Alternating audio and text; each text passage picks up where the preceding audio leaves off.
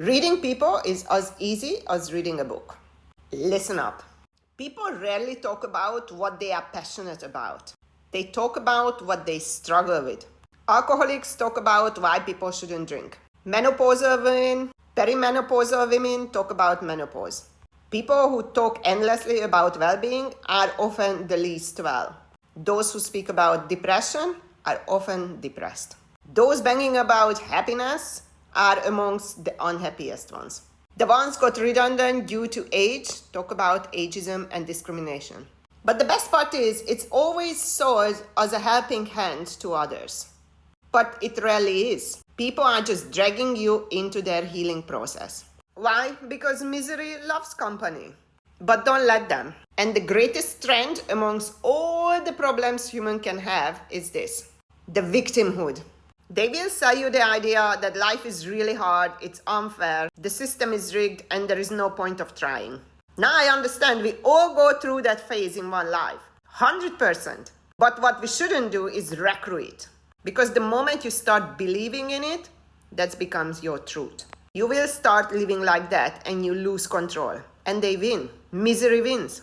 It's okay to go through phases like that, but you cannot recruit others into your misery.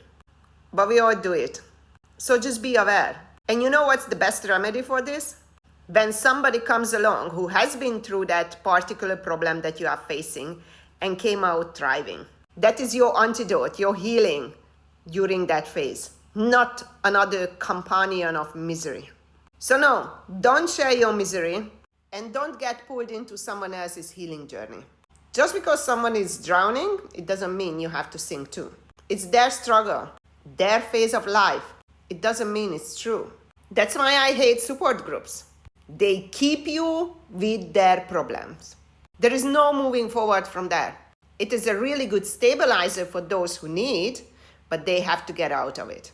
Otherwise, you are constantly fed with the idea that you have a problem and there is no other way of getting through that without these people, which is not true.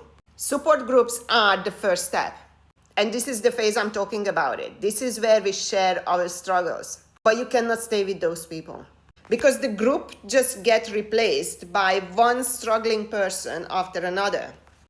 The group never gets a healed person because the healed person will leave. And what stays behind is a fresh flood of people who struggle and the ones who've been there struggling for years.